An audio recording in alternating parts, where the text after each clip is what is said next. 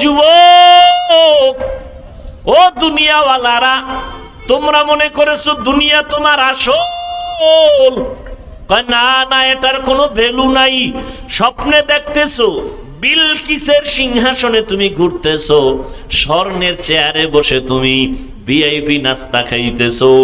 ঘুম থেকে উইঠা দেখো তুমি সেরা মশারি আর সেরা কাঁথা নিয়ে তুমি বিছনায় পড়ে আছো।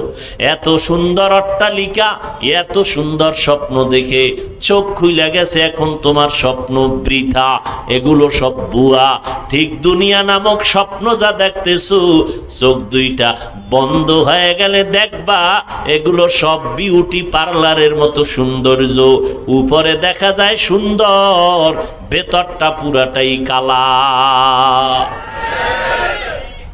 জাম কালা মানুষ বিউটি পার্লারে গিয়া সাদা হয়ে গেছে। আল্লাহ কেমন দয়া করে চেহারাটা বানাইছেন। এ যুবক, আল্লাহর কসম, এই চেহারা সুন্দর করার জন্য কোনো মেডিসিন লাগবে না। অন্তত নিম্নে 40 বছর পর্যন্ত তোর চেহারার থেকে নূরের আলো বের হবে, ঝলমল করবে, আকর্ষণ থাকবে। কিন্তু আজকে তোর চেহারা মাত্র 25 বছর, 26-27 বছর, আলো নাই, আকর্ষণ নাই। কেন? মোবাইলে সারা রাত্র কবিরা গুনাহ করার কারণে আমার আল্লাহ বেজার, চেহারাটা নষ্ট হয়ে গেছে। এখন তুমি যত মেডিসিন লাগাও, এই চেহারার কোনোদিন ভালো করা যাবে না। হ্যাঁ, যদি আবার গুনাহ ছাড়িয়া নেক আমল করো, আমার আল্লাহ চেহারার মধ্যে আবার আলো বাড়ায় দিবে। ইলাহি মুঝসে মুঝকো দূর কর, ताके देखो मुझ में तुझको एक नजर, या इलाही तू मेरा माबूद है, या इलाही तू मेरा माशूक है। আমরা কি খুঁজবো? দুনিয়া আমাদেরকে খুঁজবে। এটা উল্টা গেছে, আমরা দুনিয়া খুঁজি, আল্লাহ আমগো খুঁজে। ঠিক না? আল্লাহ ফজরে ডাক দেয় হাইয়া আলাল ফালাহ, জোহরে ডাক দিতেছেন হাইয়া আলাস সালাহ, ফজরে ডাক দেয় আসসালাতু খায়রুম মিনান নাওম। এরপর বান্দা আসে না। আল্লাহ এবার প্রথম আসমানে গভীর রাতে নেমে আসেন, আর আল্লাহ গভীর রাতে তার বান্দাকে ডাকেন। অতিও গভীর হয় রজনী যখন, নীরবে প্রভুর নাম জপিও তখন। প্রভুর করুণা যদি পাইবারে চাও, গভীর রাতে উঠে প্রভুর গুণগান গাও। ইয়া আইয়ুহান নাস আনতুমুল ফুকারাউ ইলাল্লাহ ওয়াল্লাহু হুয়াল গানিয়্যুল হামিদ।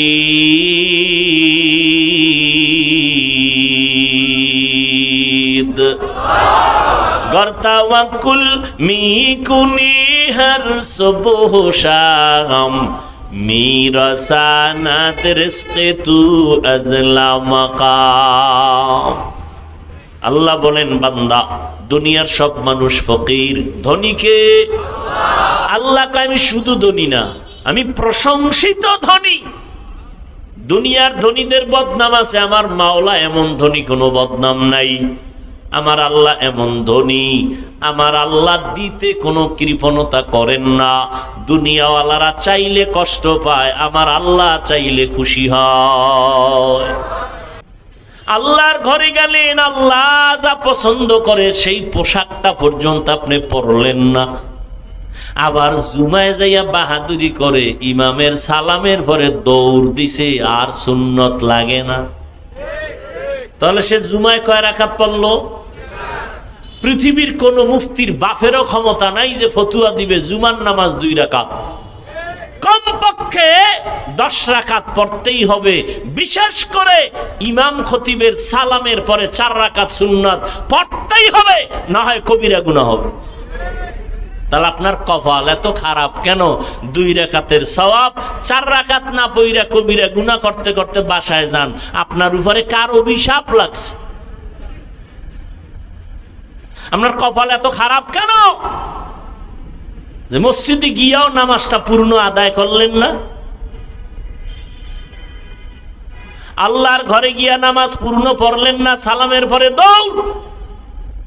একজনে সুন্নতে দাঁড়াইছে, কি এর হ্যারে ধাক্কায় গেছে গিয়া টুপি লয়ে গেছে মাথা, এমন দৌড় দিছে। দৌড় দিয়া মসজিদের বারান্দায় জুতা একটা আর একটার দিকে লাগায়া এরপরে হোমানে পায়ে ঢুকায় দৌড়। বাসায় গিয়ে দেখে আর একজনের জুতা নিয়ে হাজির। ধরা খাইলে কয় তোমাকে টেস্ট করলাম। কি আছে না নেই? মসজিদে জুতা নাই, জুতা নাই, কয় সিসি ক্যামেরা লাগাও। কি এর ক্যামেরা? ক্যামেরা দিয়ে চোর পাহারা দেওয়া যায়নি। ও এমন ভাবে ঢুকছে যে ক্যামেরায় বুঝাই যায় না এটা মানুষ না হলুমান। জুতা নাই, 4 জোড়া নাই। বড় মুসিবত। নামাজ নামাজের মতো পড়ো। মদিনার নবী বলেন বাইনাল আবদি ওয়া বাইনাল কুফরি তারকুস সালাহ। বেঈমান আর মুমিনের মধ্যে ব্যবধান হলো নামাজ। বেঈমানেরা নামাজ পড়ে না, মুমিনেরা নামাজ ছাড়ে না। নামাজ নামাজ নামাজ নামাজ 5 ওয়াক্ত নামাজ পড়ো। ঠিক মতো যদি পড়ো, আল্লাহ কয় নবী জানায় দেন 50 ওয়াক্তের সওয়াব দিয়া দিব। এখন ঢাকার শহরে ভালো মাঠ নাই কোরআনের বয়ানের জন্য, থিয়েটারের জন্য, নাচ গানের জন্য আছে। কোরআনের বয়ানের জন্য, দ্বীনের আলোচনার জন্য কি নাই? আর যাও আছে তার অনুমতি নেই। কি নাই? আর অনুমতি যে নাই, এই দোষ খালি সরকারের দিয়ে লইব না। আমগো মধ্যে কিছু গরম আছে, এমন এমন কথা কয় যেগুলো ওয়াজের প্যান্ডেলে উচিত না। ওয়াজের প্যান্ডেলে উচিত না। রাজনীতির, বর্তমান প্রচলিত রাজনীতির কথা বলার জন্য তো ইসলামী লাইনে রাজনীতির মঞ্চ আলাদা আছে, আছে না? ওখানে যায় চিৎকার দাও। কিন্তু এখানে তো সব লাইনের মানুষ, এরা কিছু আমলের কথা শুনতে আসে। কি যদি এরা জানে, এই ওয়াজের প্যান্ডেলের সব শ্রোতারা জানে যে আমি এখন এক চাটিয়া কোনো দলের পক্ষে বয়ান করব, তাহলে 3 ভাগের 2.5 ভাগ থাকবে না। কথা ঠিক না? তো যাই হোক, আমাদেরও সংযত হওয়া উচিত। আর এখন তো বয়ান হওয়া দরকার নিজের জন্য, নিজের ইসলাহের জন্য। শরীরের বয়ান না, বয়ান হয় কলবের চিকিৎসার জন্য। কিসের চিকিৎসা? কলবের। চিকিৎসা তো আগে আমার হতে হবে। আমি বয়ান করি আপনার জন্য, আমার জন্য করি না। এই কারণে ফায়দা কম। তারপরে একেবারে যে ফায়দা নাই তা না। আল্লাহ সবাইকে বুঝার তৌফিক দান করেন, আমলের তৌফিক দান করেন। অযাক্কির ফাইন্না যিকরা তানফাউল মুমিনিন। আলোচনা চালায় যাও, মুমিনদের জন্য ফায়দা হবেই। আচ্ছা, আজকে দুপুর বেলা না গতকাল দুপুরে খানা খাইছেন কি দিয়ে মনে নাই? মনে জবাব দেন না। ধরে নেন দুধ কলা দিয়ে খাইছেন। দুধও ভিটামিন, কলাও ভিটামিন। এখন আপনি দুধ কলা দিয়ে যে খাইছেন মনেও নাই, আর মনে থাকলেও জানেন না এই দুধ কলার উপকার কি, কিন্তু খাইছেন। ভিতরে গিয়া কি কাজ করবে না করবে না? কথা বলেন না কেন? আপনার মনে না থাকলেও করবে, আপনি না জানলেও করবে। ঠিক কোরআন হাদিসের মজলিস, ওলামায়ে আহলে হকের মজলিসে আপনি যদি শুধু বসেন, এতেও লাভ। আপনি আমল করবেন না করবেন সেটা পরের কথা, নবীজি বলেন, কোন বান্দা, কোন উম্মত যদি ওলামায়ে আহলে হকের মোলাকাতের জন্য দ্বীনি মজলিসে যায়, প্রত্যেকের সাথে ৭০,০০০ রহমতের ফেরেশতার একটা কাফেলা আল্লাহ দিয়ে দেন। আরো আস্তে করে বলেন। আমার আল্লাহ কি আস্তে বললে শুনে না? না সন্দেহ আছে? তাহলে জোরে বলার দরকার কি? মাগরিবের নামাজের প্রথম ৩ রাকাতে কেরাত আস্তে না জোরে? কথা কেন? ওখানেও আস্তে পড়বেন, আল্লাহ তো আস্তে কইলেও শুনে। ফজরের 2 রাকাত ফরজ নামাজে কেরাত জোরে না আস্তে? ওখানেও আস্তে পড়বেন, আল্লাহ আস্তে কইলেও শুনে। এই যুক্তি দিলে নামাজ হবে কেন? আল্লাহ পাক মানুষের জীবনের জন্য করণীয় বর্জনীয় যা করেছেন রসুলের তরিকার মাধ্যমে, এটাই দ্বীন, এটাই ইসলাম। মেনে নেওয়ার নাম গোলামি, যুক্তি দিয়া আঁকাবাঁকা করার নাম চালাকি করার নাম গোমরাহি।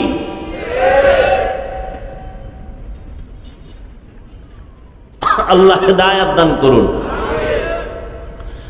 তো আল্লাহ পাক যাকে ভালোবাসেন তাকে মুসিবত দিয়া পরীক্ষা দিবেন। তাহলে মুসিবত আসাটা নেয়ামত। বলেন, মুসিবত আসা কার জন্য? আল্লাহ যারে ভালোবাসেন। না, আল্লাহ কারে ভালোবাসেন? বাংলাদেশের সব থেকে বড় গাঞ্জাখোর, এরে আল্লাহ বেশি ভালোবাসেন। হ্যাঁ, সুদখোর, ঘুষখোর,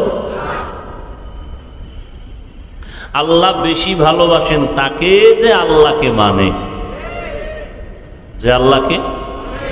আর আল্লাহ ভালোবাসেই মাঝে মাঝে পরীক্ষা নেন। দুনিয়াতে মানুষও মানুষের পরীক্ষা করে না? করে না? কারে করে? যে কাছে বন্ধু কাছে মনে করে তারে করে। কথা ঠিক না? যে আসলে এই বন্ধুটা কি আমার, না এর সাথে হটলাইন আছে গোপনে? আল্লাহ যারে বন্ধু বানাবেন তারে পরীক্ষা করবেন না? আল্লাহ পরীক্ষা করবেন। এজন্য হাদিসে নবী বলছেন, আল্লাহ যাকে ভালোবাসেন তাকে মুসিবত দিয়া পরীক্ষা নেবেন। এজন্য আল্লাহর ওলি যারা ছিলেন মুসিবত আসলে বলতেন আলহামদুলিল্লাহ। কি বলতেন? মুসিবত আসলে কোরআন শরীফে আল্লাহ সবক দিছে, ইন্না লিল্লাহ কইবা। আল্লাহওয়ালারা আলহামদুলিল্লাহ বলতেন কেন? কয় যে মুসিবত আসা মানে আল্লাহ আমার দিকে কুদরতের নজর দিছেন। তাহলে এটা গজব না নেয়ামত? নেয়ামতের কি ইন্না লিল্লাহ না আলহামদুলিল্লাহ? ওই খেয়ালে তারা আলহামদুলিল্লাহ বলতেন। তাদেরটাও ঠিক। আল্লাহ যা বলছেন মুসিবত আসলে ইন্না লিল্লাহ পড়ো, তাও ঠিক। তাহলে মুসিবত আসাটা আল্লাহর প্রিয় বান্দা যারা মুমিন তাদের জন্য নেয়ামত। গাঞ্জাখোর, আল্লাহর দুশ্মন, রসুলের দুশ্মনের জন্য গজব। এবার আমরা আল্লাহর কাছে কি দোয়া করব? আল্লাহ আমার গুনার কারণে যদি কঠিন গরম দিয়া থাকেন মাফ করে দেন। যদি পরীক্ষা করেন ঈমান মুমিন হিসাবে তো পাশ করার তৌফিক দান করেন। এবার আল্লাহ কোরআনের আয়াতে বলেন, ও মুমিন তোমরা সাহায্য চাও 2 জিনিসের মাধ্যমে, ধৈর্য আর নামাজ। কয় জিনিসের মাধ্যমে? 2 জিনিস। আচ্ছা, এখন এই সাহায্য চাও কথাটা বেঈমানকে বলেন নাই, শুধু মুমিনকে বলছেন। ইয়া আইয়ুহাল্লাযীনা আমানু, ও মুমিন সাহায্য প্রার্থনা করো। ইস্তাঈনু বিসসবরি ওয়াস সালাহ, সবর ও সালাতের মাধ্যমে। মুমিনকে সাহায্য চাইতে বললেন কেন? আল্লাহর বান্দা তো আরো আছে। মুমিনরাই আল্লাহর বান্দা, হিন্দুরা আল্লাহর বান্দা না? কথা বলেন না কেন? ইহুদিরাও কার বান্দা? না অন্য কারো বান্দা? পৃথিবীতে যত মানুষ কার বান্দা? সব আল্লাহর বান্দা। মুমিনকে বললেন কেন সাহায্য চাও? আল্লাহর বান্দা যারা ঈমানদার না তাদেরকে কেন বললেন না সাহায্য চাও? আল্লাহ এদিক দিয়া বুঝাইছেন আমি মুমিনরে বেশি ভালোবাসি। নাম্বার 2, জান্নাত শুধু মুমিন পাবে, বেঈমান পাবে না। জান্নাত শুধু মুমিনকে আল্লাহ দিবেন, কোন বেঈমানকে দিবেন না। বুঝেন কথা? তা বেঈমানরা কই যাইব? জান্নাতে না জাহান্নামে? কিন্তু এ কথাও আছে, আল্লাহ কাউকে জাহান্নামে দিতে চান না। 1 সেকেন্ডের জন্য আল্লাহ কোনো বান্দা বান্দিকে জাহান্নামে দিতে চান। তা জাহান্নাম বানাইলেন কেন? কিছু গাদ্দার, এরা দুনিয়ার ক্ষমতা রং তামাশায় পাগল হইয়া জাহান্নামে ইচ্ছা করে যাবে, জেনে বুঝে। এরা জেনে বুঝেই যাবে। দেখবেন মাঝে মাঝে কিছু এরকম আছে, এরা বলে এত আমল করে লাভ কি, সব জান্নাতে গেলে জাহান্নামে যাবে কে? বলে না, বলে না? জেনে শুনে এই যারা মিথ্যা কথা কয়, এরা জানে না মিথ্যা কথাটা গুনাহ? কথা বলেন না কেন? যারা সুদ খায় তারাও জানে এটা গুনাহ। যারা অন্যের হক নষ্ট করে তারাও জানে গুনাহ। যারা মোবাইল চুরি করে তারাও জানে এটা সওয়াব না গুনাহ। যারা মানুষের হক নষ্ট করে তারাও জানে গুনাহ। এরপরও কেন করে? জেনে শুনে জাহান্নামে যাবে এই চিন্তাই করে। আল্লাহর ভয় এদের মধ্যে নাই। আল্লাহ পাক রব্বুল আলামিন বলেন, যারা মুমিন আমি তাদের বললাম তোমরা সাহায্য চাও 2 জিনিসের মাধ্যমে, নামাজ আর ধৈর্য, ধৈর্য আর নামাজ। এখন সাহায্য চাইবে কেন মুমিনেরা? সাহায্য চাইবে তো ওই ব্যক্তি যে নিজে চলতে পারে না, সে আরেকজনের কাছে সাহায্য চায়। আমারে ধরো, দাঁড়াতে পারি না, আমাকে ধরো, বসতে পারি না। এই লোক সাহায্য চায়। আল্লাহ আমাদের সাহায্য চাইতে বললেন কেন? আমাকে টাকা আছে, বাড়ি আছে, গাড়ি আছে, সব আছে, পাও আছে, হাত আছে, চোখ আছে, আমাদের এরপর সাহায্য চাইতে বললেন কেন? আল্লাহ বলেন আসলে তোমরা অচল, আসলে তোমরা সচল না, অচল। কেন? তুমি দুর্বল। ওয়াখলিকাল ইনসানু যায়ীফা, আমি ইনসানকে দুর্বল করে বানাইলাম। মানুষের মতো কোন দুর্বল প্রাণী আমি আল্লাহ বানাই নাই। পিপিলিকার কাছেও মানুষ দুর্বল, মশার কাছেও মানুষ দুর্বল, খানার বেলায় মানুষ দুর্বল, ঘুমের বেলায় মানুষ দুর্বল, মেধার বেলায় মানুষ দুর্বল। এক কথায় মানুষের মতো দুর্বল কোন প্রাণী আল্লাহ জমিনে আর বানান নাই। মানুষের মতো দুর্বল কোনো প্রাণী নেই। পিপিলিকায় যদি মেজাজ গরম করে, বনি আদম কোনোদিন খানার প্লেট নিয়ে খেতে পারবে না, দেখবে পিপিলিকার আওয়াজ। মশায় যদি মেজাজ গরম করে, কোনো বনি আদম আরামে ঘুমাতে পারবে না, মশা ঘুমাইতে দিবে না। জঙ্গলের বাঘ মেজাজ যদি গরম করে, কোন বনি আদম আরামে সমাজে রাস্তাঘাটে নামতে পারবে না। গর্তের সাপগুলো যদি মেজাজ গরম করে, কোন বাড়িওয়ালা বাড়িতে ঢুকতেই পারবে না, পাহাড়েও জায়গা পাবে না, সমুদ্রেও জায়গা হবে না। আল্লাহ বলেন তোরে এতটাই দুর্বল করে বানাইছি, দুনিয়ার সব শক্তিশালী, বাঘ শক্তিশালী, মশা শক্তিশালী, বাতাস শক্তিশালী, সূর্যের আলো অনেক শক্তি, নদীর মধ্যে শক্তিশালী প্রাণী আছে, পানি শক্তিশালী, সব তোর মতো দুর্বল গোলামটার গোলামি করে, তোর মতো দুর্বল বান্দার গোলামি করে কেন? যদিও তোমারে দুর্বল করে বানাইছি, কিন্তু সম্মান মর্যাদা দিয়েছি সবার উপরে। ওয়ালাকাদ কাররামনা বানি আদম وحملناهم في البر والبحر ورزقناهم من الطيبات وفضلناهم على كثير ممن خلقنا تفضيلا বনি আদম বড় দামি এক জাতি, আল্লাহ এত সম্মান দিছেন। এরা খানার বেলায় দুর্বল, সম্মান সবার উপরে। এরা হাঁটার বেলায় দুর্বল। চিড়িয়াখানা ঢাকায় একটা বাঘের খানার তালিকা লেখা, 17 কেজি গোশত খায় বাঘ প্রতিদিন। পারবে কোনো বাঙালি খাদক 17 কেজি খাবে তিন বেলায়? সম্ভব না। কিন্তু ধাক্কা ধাক্কি তো বাঙালি কম করে না, খাইতে না পারলো। মানুষ খানার বেলায় দুর্বল, ঘুমের বেলায় দুর্বল, মেধার বেলায় দুর্বল। কিন্তু এরপরও শক্তিশালী বাঘ মানুষের গোলামি করে, সাপ মানুষের গোলামি করে, বাতাস মানুষের গোলামি করে। কারণ এর একমাত্র কারণ দুর্বল মানুষের মর্যাদা অনেক বেশি, আল্লাহ বেশি ভালোবাসেন। এই জন্য আল্লাহর ভালোবাসার কারণে ভিন্ন মাখলুক আমাদের ভালোবাসে। قال النبي صلى الله عليه وآله وسلم الدنيا خلقت لكم وأنكم خلقتم للآخرة। নবী বলেন, মানুষ তোমাদের, দুনিয়াটা তোমাদের গোলাম বানানো হয়েছে।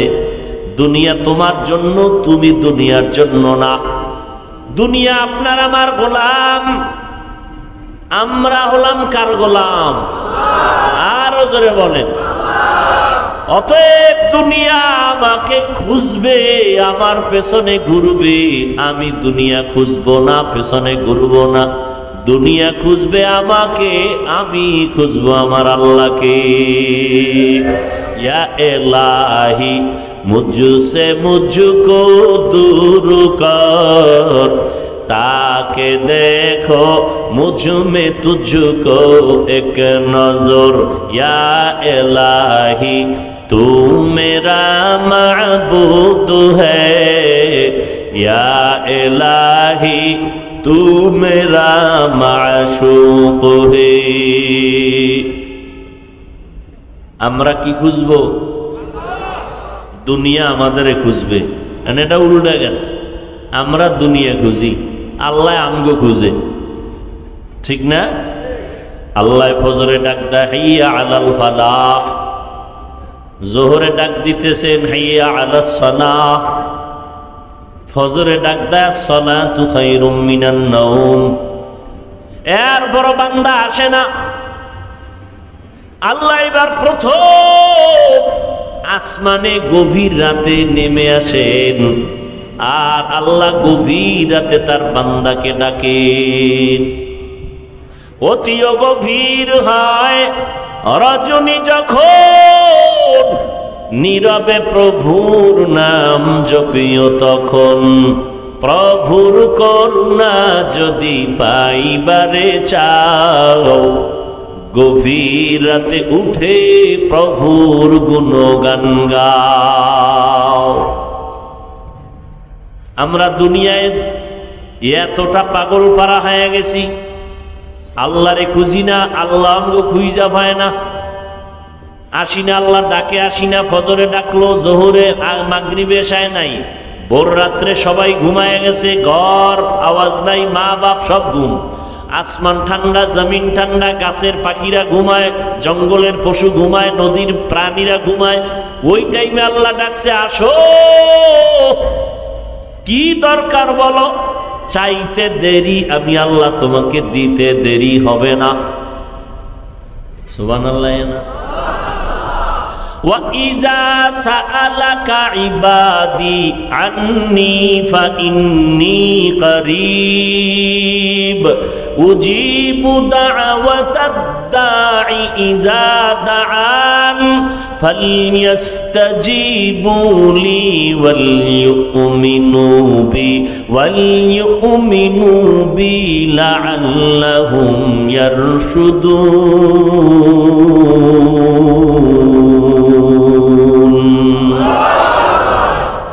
আল্লাহ বলেন, বান্দা তুমি আমার কাছে সুয়াল করো। ও বান্দা, যখন তুমি সুয়াল করবা, ইজা সাআলতা ফাসআলিল্লাহ ওয়া ইজা ইসতাআনতা ফাসতাইন বিল্লাহ। সুয়াল যদি করতে চাও আমার কাছে করো, ফকিন্নির কাছে করে লাভ নাই। এক ফকির আর এক ফকিরের কাছে চাইলে ভাই, দুনিয়ার সব ফকির, ধনীকে জোরে বলেন আল্লাহ বলে আমার কাছে সুয়াল কর। দুনিয়াওয়ালারা ফকির, এই জন্য চাইলেও দেয় না, দরজা বন্ধ, মাঝে মাঝে খুলে আবার আটকায় দেয়, আবার দিয়া খোটা দেয়। আমার টাকার বাড়ি, আমার টাকার গাড়ি, আমার টাকার মাদ্রাসা, আমার টাকার মসজিদ। আর ফকির তো ও দুনিয়ার লাইনে টাকা হইলে কি হইব, ধনী হইল, ওর অন্তর ফকির নি, এই জন্য চাইলেও দেয় না, দিয়া খোটা দেয়। আর আমি আল্লাহ দেওয়ার জন্য রেডি। তুমি আমারে কই খুঁজো, আমি তো তোমার কাছেই আছি। ইয়া আইয়ুহান নাস আনতুমুল ফুকারাউ ইলাল্লাহ ওয়াল্লাহু হুয়াল গানিয়্যুল হামিদ।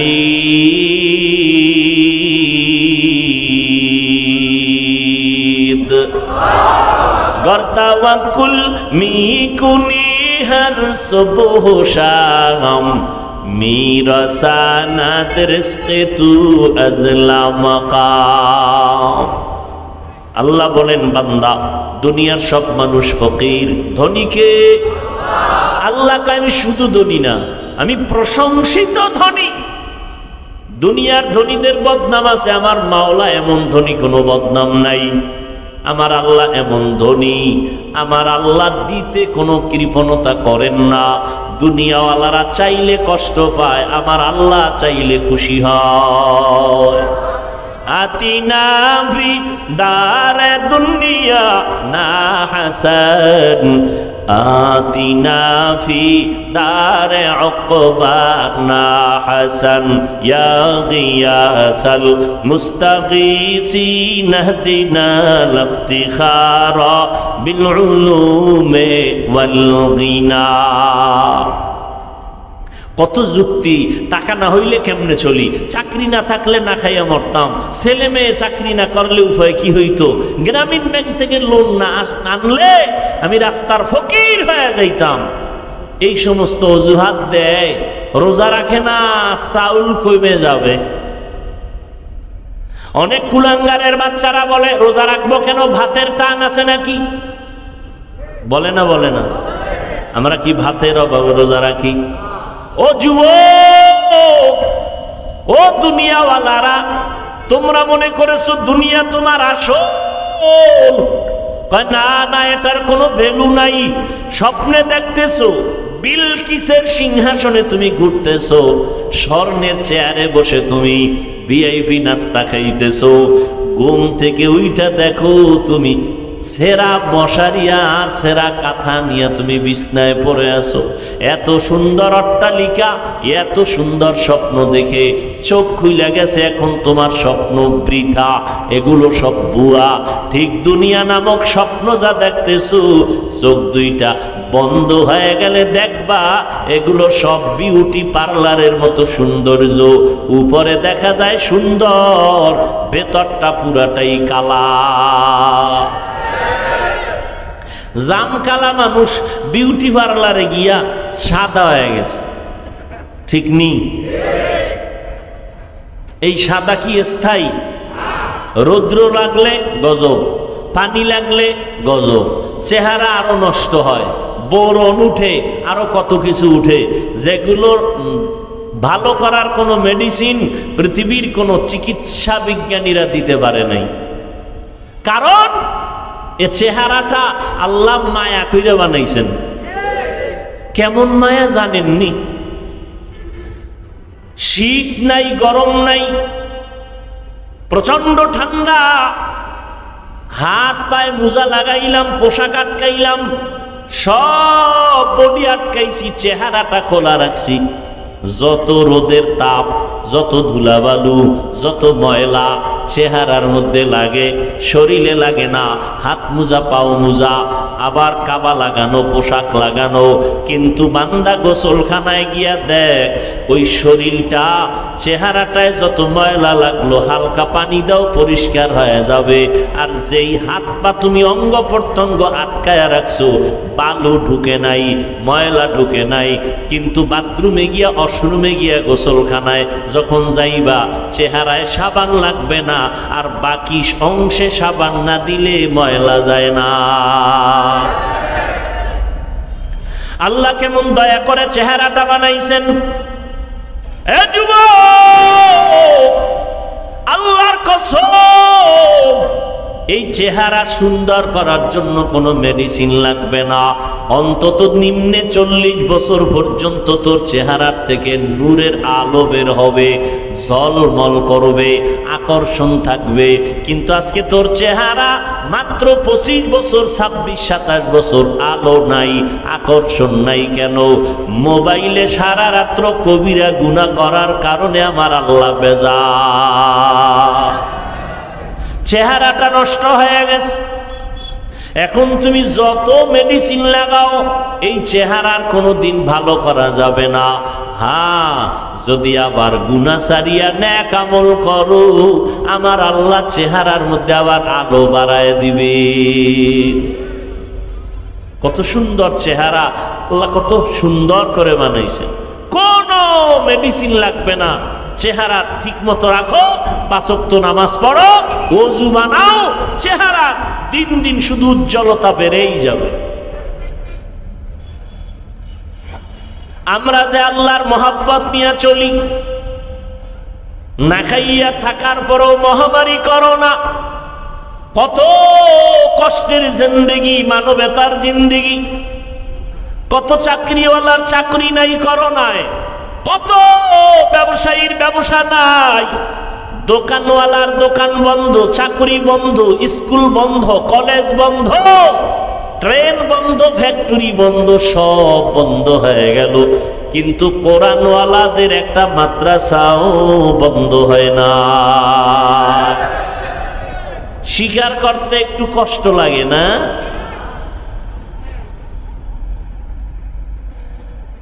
কয়জন হুজুর করোনায় ভিক্ষা করে বলছে, মেয়ে ছেলে নিয়ে না খায় মরি, কিছু টাকা দাও। জানা থাকলে বলেন না। করছে? করে নাই। কোন হুজুর গ্রামীণ ব্যাংকে গিয়া কইছে লোন দাও নাইলে মরলাম? বলছে? জীবন গেল সুদ খাই না, ঘুষ খাই না। বেঈমানেরা চায় আমগো টুপি না থাক, দাড়ি না থাক, নামাজ না থাক, পর্দা না থাক, কোরআনের আওয়াজ না থাক। এত দুশ্মনীর মাঝেও আমগো টাকা নাই, পয়সা নাই, বাড়ি নাই, গাড়ি নাই, কিন্তু সম্মানের অভাব নাই। এই যুবক, তুই নামাজ বাদ দিয়া, রোজা বাদ দিয়া, দাড়ি কেটে আল্লাহর বিরুদ্ধে গিয়া, রসুলের বিরুদ্ধে গিয়া যারা কোরআনওয়ালা, এদের থেকে কত উপরে উঠছ বলো? এমপি সাহেব, তার কাছে যাইতে তোমার কত সিরিয়াল, এরে ধরো, সেরে ধরো, টিকিট নাও, পাস নাও, টাইম নাও, ঘুরতে ঘুরতে 6 মাস পরে 5 মিনিটের দেখা। আর হুজুরকে দেখলে এমপি সাহেব কয় হুজুর দোয়া করিয়েন, মন্ত্রী সাহেব বলে দোয়া করিয়েন। সিরিয়াল লাগছে। এটা কি আমরা টাকা দিয়ে কিনছি? আমরা আব্বা এটা জন্মসূত্রে দিয়ে গেছে। এই সম্মান কে দিছেন?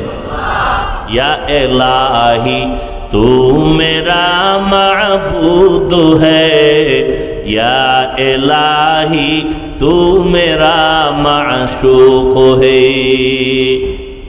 আল্লাহরে মানার কারণে, নবীর তরিকা মানার কারণে না খায় মরছি আমরা? বলেন। আচ্ছা বাদ দেন, হুজুর টুজুর বাদ, এগো হিসাব আপনি মিলাইয়া আগাইতে পারবেন না। হুজুরের বাইরে যারা আপনাদের লাইনে ব্যবসা করে, চাকরি করে, গাড়ি চালায়, ড্রাইভারি করে, কৃষি কাজ করে, শ্রমিকের কাজ করে, হুজুর না। এবার বলেন তো এই লাইনে কি নবীর আদর্শ মানে নামাজ পড়ে দাড়িওয়ালা আছে না নাই? তাহলে আপনি কেন পারেন না? আপনার মতো যুবক জীবনে মাদ্রাসায় পড়ে নাই, স্কুলে পড়ে, কলেজে পড়ে, চাকরি করে, ব্যবসা করে, 5 বেলার নামাজ ছাড়ে না, আসেনি? বালিশে মাথা লাগাইয়া নিজেকে প্রশ্ন করেন আপনি কেন পারেন না? আপনার মতো যুবক রাস্তায় গাড়ি চালায়, নামাজ বাদ দেয় না, ড্রাইভারি করে, আপনি কেন পারেন না? আপনি কি বাঁচতে পারবেন? চালাকি করে বাঁচতে পারবেন? কই গেল ফেরাউন, কই নমরুদ, কই কারুন, কই হামান, কই আবু জাহাল, কই আবু লাহাব?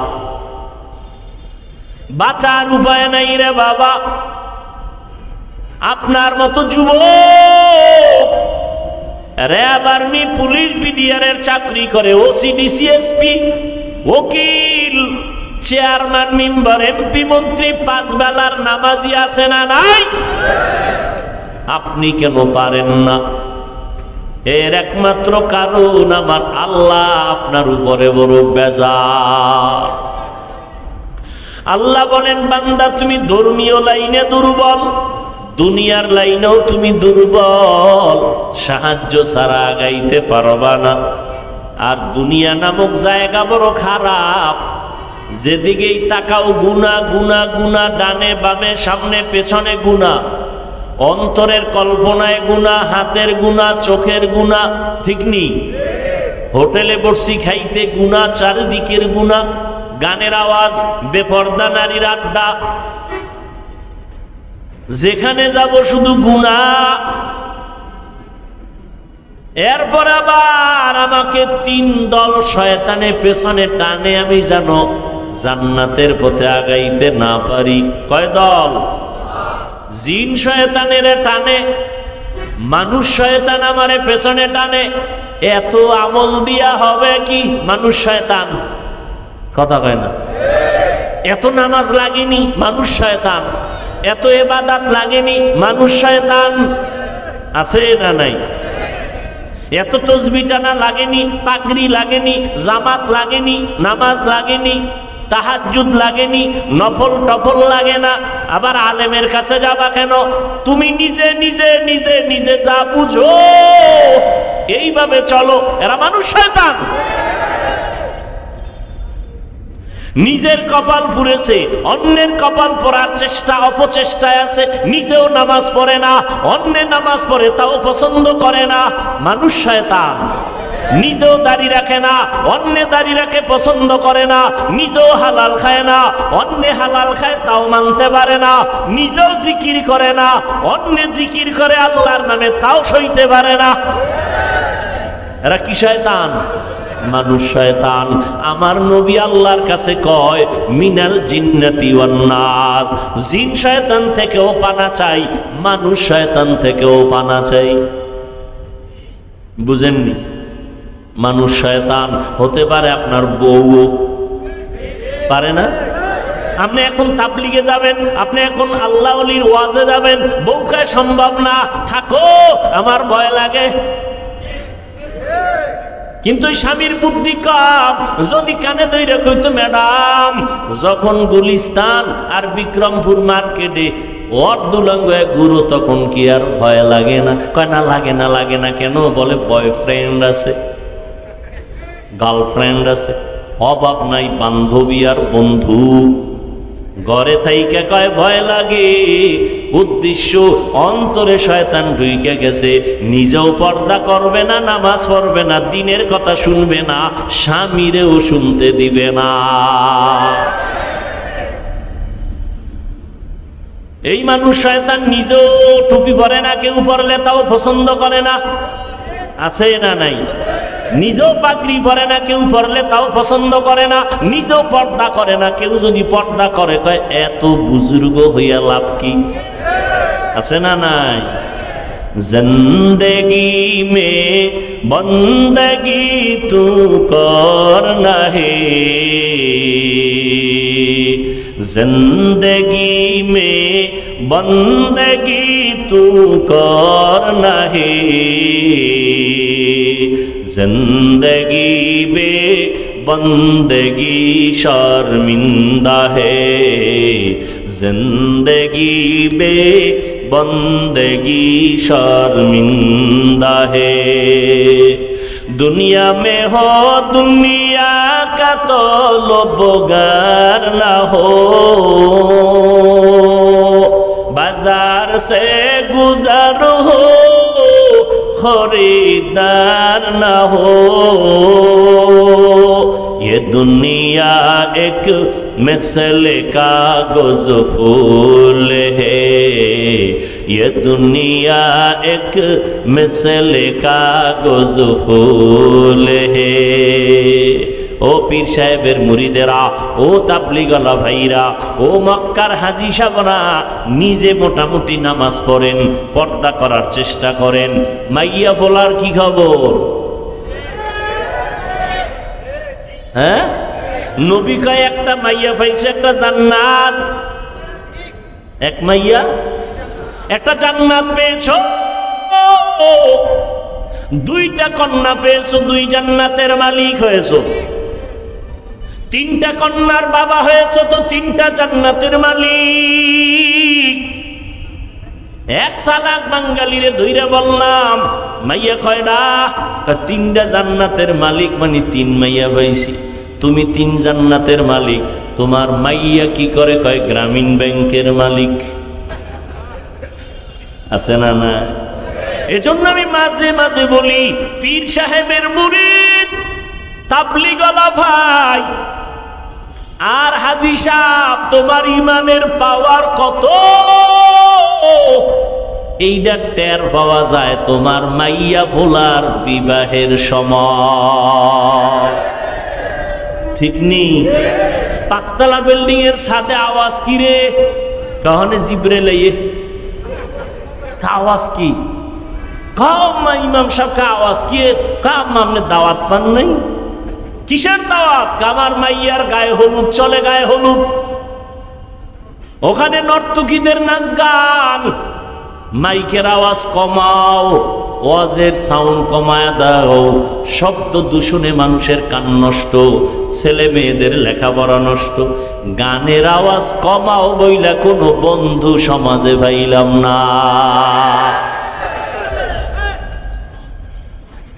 এখানে শব্দ দূষণ নাই কি ডেক্সেট চালায় জমিন পর্যন্ত কাঁপে ঠিক নেই ঘুমের বাচ্চা ভয় কান্না করে উঠে আল্লাহ হেদায়েত দান করুন তো হাজী সাহেব আপনার ইমানের পাওয়ার কত কয় টের ভাইবেন মাইয়া বলার বিয়ার সময় হায় হায় কিছু চাই না মাইয়াটার জন্য একটা জামাই চাই হ্যাঁ ছেলের জন্য একটা পাত্রী চাই আর কিছু কেন আর কিছু না ভিতরে ভিতরে কয় বিদেশ যাওয়ার ভিসা চাই ঠিক নি একটা হুন্ডা চাই কেন কামার ফোলারে গুন্ডা বানাবো টেলিভিশন চাই হাজী সাহেব টেলিভিশন চাই আর কিছু লাগবে না টিস টেলিভিশন সিনেমা কিচ্ছু লাগবে না একটা কি হইলে চলে কি সব থেকে বড় গিফট মোবাইল কি টাচ মোবাইল ঠিক নি কয় আমার মাইয়ার হক আদায় না করলেও জামাই মাশাল্লাহ মোবাইলের হকটা যথাযথ আদায় করে সারা রাত শুয়া শুয়া কবিরা গুনাহ আল্লাহ হেদায়েত দান করুন ইয়া আইয়ুহাল্লাযীনা আমানুস্তাঈনু বিস-সাবরি ওয়াস-সালাহ ও মুমিন সাহায্য প্রার্থনা করো দুই জিনিসের মাধ্যমে কার থেকে নিবেন সাহায্য কি এই যে একটা চাপাবাজি করলেন আল্লাহর থেকে নিব জীবনে আল্লাহর কাছে চাইছেন এক সোরায় কয় চাইছি দেয় না এজন্য আর চাই না আল্লাহর কাছে যদি সাহায্য চাইতেন ৪৫ বছর আগে আমার সোনার বাংলা হারাম ব্যবসা মুক্ত হয়ে যেত কোনো এনজিও ভেনজিও থাকতো না, ঠিক না? কত আল্লাহর বান্দা তলে তলে তলে তলে তলে তলে লোন নেয়, লোন নিয়া মাইনকে সিফায় কইরা আরে কান্দা, কেমন কান্দা কান্দে, আমার বউরে মারে, আমার উপযুক্ত মাইয়ারে এসে মারে পাওনাদারেরা, আমার শুইনা লাগছে এত কষ্ট। আমার একটা হুজুর কি করুম, আমি কই মর কচু গাছ খুঁজা, আর কি করবা? তোমার জীবনের থেকে অভিশাপ কি যে অপরাধ করছো তুমি হারাম খাইয়া, আর তোমার বউরে তোমার সামনে মারে, তোমার উপযুক্ত মেয়েকে টর্চার করে, এর থেকে অপমান আর কষ্ট দুনিয়াতে বাবার জন্য কি থাকতে পারে? হারামে কি নাই? আল্লাহ হেদায়াত দান করুন।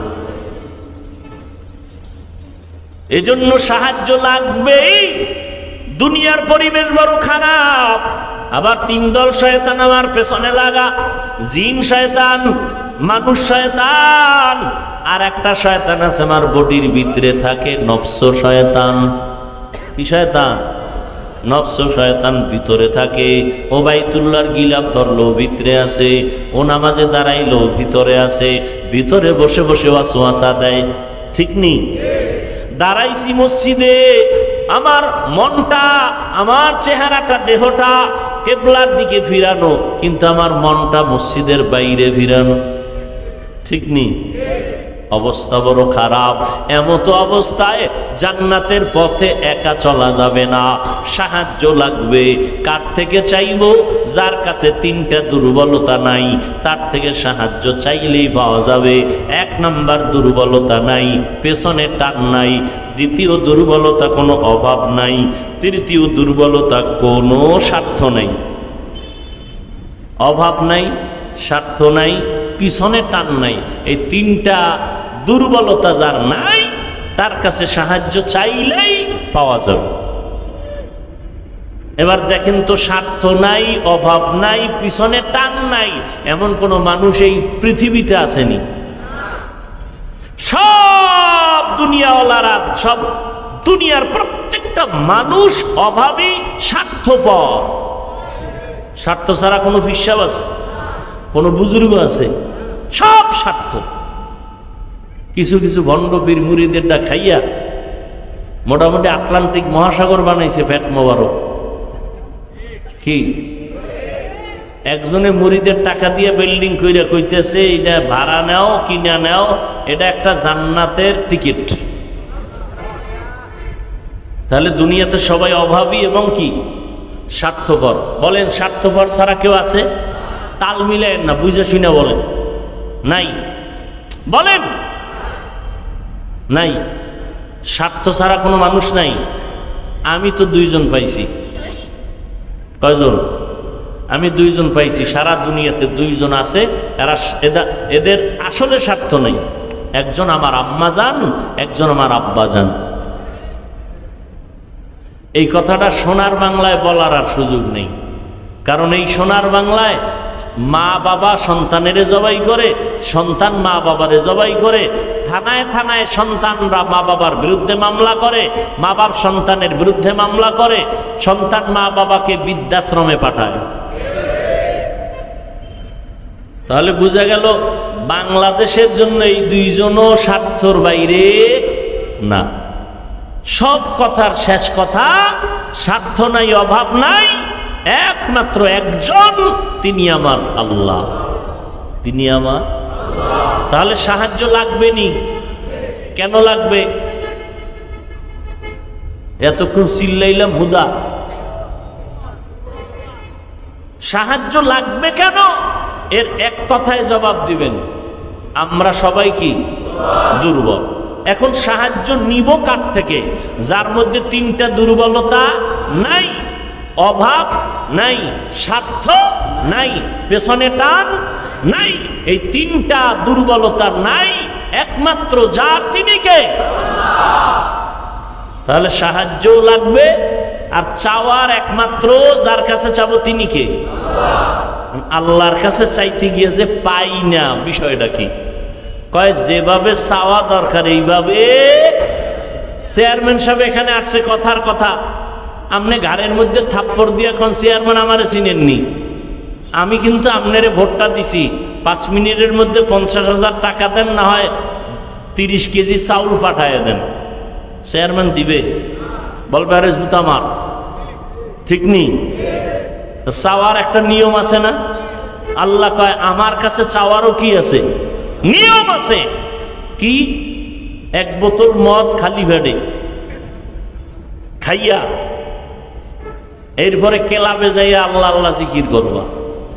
হ্যাঁ, আল্লাহ কয় আমার কাছে চাইতে হলে 2 জিনিস লাগবে। কয় জিনিস বলছি না শুরুতে? কি? ধৈর্য আর নামাজ। ধৈর্য আমগো মধ্যে একটাও নেই, একটাও নাই। জুমার দিন ইমাম সাহেব যদি বয়ান বেশি কইরেই ফেলায় 5 মিনিট, ফকিন্নির মানুষ যারা একেবারে থার্ড ক্লাসে রেডিও চিল্লায়, মসজিদে বয়া চিল্লায় না? হুজুর ঘড়ির টাইম বুঝে না, বয়ান বেশি করে কেন, কেরাত বেশি লয় কেন, কত বাজে কথা। ধৈর্য নেই, অথচ ধৈর্যের দাম কত? আল্লাহ কোরআনে বলেন যারা ধৈর্য ধারণ করবে তাদের পুরস্কার 2টা, একটা দুনিয়ায় আর একটা আখেরাতে।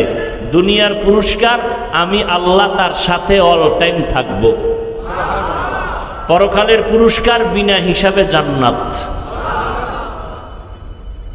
ইন্নামা ইউওয়াফাস সাবিরুনা আজরাহুম বিগাইরি হিসাব। ধৈর্য ধারণকারীরা আমি আল্লাহ তোমাদের সুসংবাদ দিলাম বিনা হিসাবে জান্নাত দিয়ে দিব। ধৈর্যের সাথে তোমরা সাহায্য প্রার্থনা করো।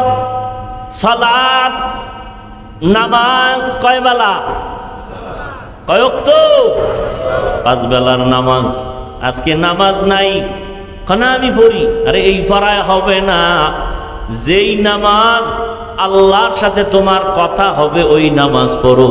নামাজে দাঁড়ায় কথা কও দোকানের সাথে, নামাজে দাঁড়াইয়া কথা চলে ফেসবুক, নামাজে দাঁড়ায় কথা চলে মোবাইল নিয়া, নামাজের মধ্যে দাঁড়াইয়া কথা চলে দুনিয়া নিয়া।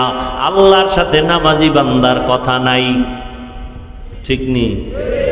নামাজে ঢুকছে দোয়া নাই, কোন পা দিয়া ঢুকছে খবর নাই, কোন পা দিয়া বের হইতেছে খবর নাই।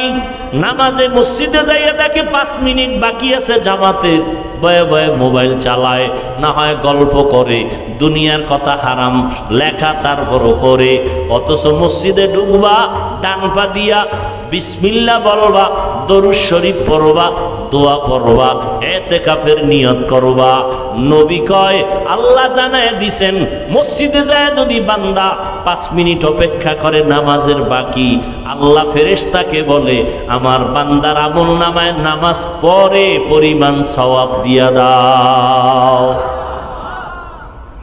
নামাজ দুনিয়াতে আল্লাহর ঘর, এটা শ্রেষ্ঠ মেহমানখানা। যারা নামাজে মসজিদে যায় তারা আল্লাহর মেহমান।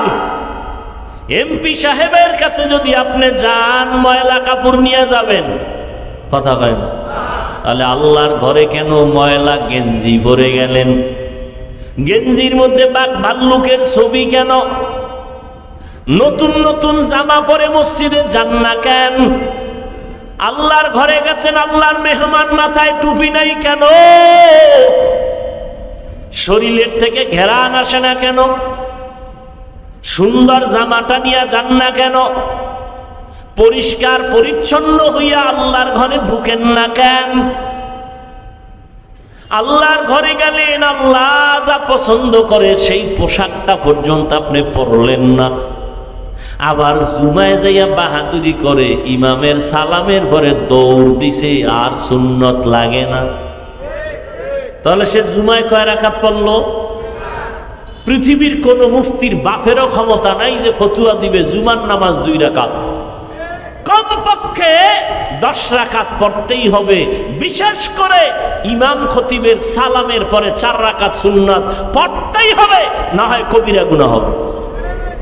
তাহলে আপনার কপাল এত খারাপ কেন? 2 রাকাতের সওয়াব 4 রাকাত না পইরা কবিরা গুনাহ করতে করতে বাসায় যান। আপনার উপরে কার অভিশাপ লাগছে?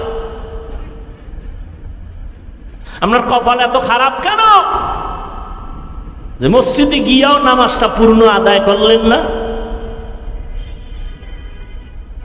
আল্লাহর ঘরে গিয়া নামাজ পূর্ণ পড়লেন না, সালামের পরে দৌড়। একজনে সুন্নতে দাঁড়াইছে, কি এর হ্যারে ধাক্কায় গেছে গিয়া টুপি লয়ে গেছে মাথা, এমন দৌড় দিছে। দৌড় দিয়া মসজিদের বারান্দায় জুতা একটা আর একটার দিকে লাগায়া এরপরে হোমানে পায়ে ঢুকায় দৌড়। বাসায় গিয়ে দেখে আর একজনের জুতা নিয়ে হাজির। ধরা খাইলে কয় তোমাকে টেস্ট করলাম। কি আছে না নাই? মসজিদে জুতা নাই, জুতা নাই, কয় সিসি ক্যামেরা লাগাও। কি এর ক্যামেরা? ক্যামেরা দিয়ে চোর পাহারা দেওয়া যায়নি। ও এমন ভাবে ঢুকছে যে ক্যামেরায় বুঝাই যায় না এটা মানুষ না হলুমান। জুতা নাই, চার জোড়া নাই। বড় মুসিবত। নামাজ নামাজের মতো বড়। মদিনার নবী বলেন বাইনাল আবদি ওয়া বাইনাল কুফরি তারকুস সালাহ। বেঈমান আর মুমিনের মধ্যে ব্যবধান হলো নামাজ। বেঈমানেরা নামাজ পড়ে না, মুমিনেরা নামাজ ছাড়ে না। নামাজ নামাজ নামাজ নামাজ, 5 ওয়াক্ত নামাজ পড়ো। ঠিক মতো যদি পড়ো, আল্লাহ কয় নবী জানায় দেন 50 ওয়াক্তের সওয়াব দিয়া দিব। ও যুবক, ও বৃদ্ধ বাবাজি, পর্দার আড়ালের মা বোনেরা, আপনার মতো মা বোন নামাজি আছে না নাই? আপনি কেন পারবেন না? ও যুবকেরা, আমি যে এতক্ষণ বয়ান করলাম, তুমি আমার মতো বড় হুজুর হও, পাগড়ি লাগাও, স্কুল কলেজ ছেড়ে দাও, মাদ্রাসায় আসো, একবারও কিন্তু বলি নাই রে বাবা স্কুলে পড়ো আলহামদুলিল্লাহ, কলেজে পড়ো আলহামদুলিল্লাহ, চাকরি করো আলহামদুলিল্লাহ, ব্যবসা করো, বাধা নাই। তুমি একজন ডাক্তার হও, দোয়া করি। তুমি একজন প্রফেসর হও, দোয়া করি। তুমি একজন সাংবাদিক ইঞ্জিনিয়ার হও, দোয়া করি। তবে অনুরোধ করি, বেয়াদব হইও না।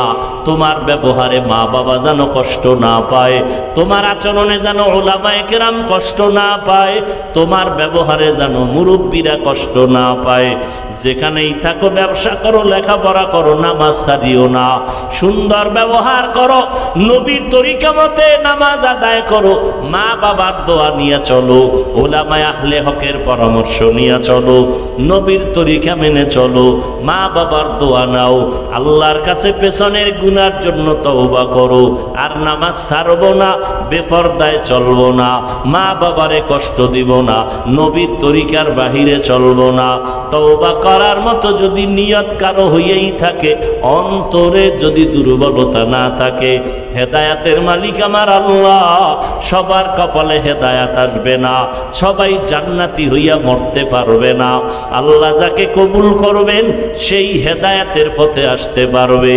যাদের অন্তর তৈরি, আমি চাকরি করি, ব্যবসা করি, লেখাপড়া করি, স্কুলে পড়ি, কলেজে পড়ি, আর নামাজ ছাড়বো না, মা বাবার দোয়া নিয়ে চলবো, উলামায়ে কেরামের পরামর্শ নিয়ে চলবো, নবীর তরিকা মেনে চলবো। তওবা করার মতো যদি নিয়ত হয়, দুটো হাত আমার আল্লাহকে দেখায় দাও। আয় আল্লাহ, হাতগুলো কবুল করে নেন, তওবা কবুল করে নেন।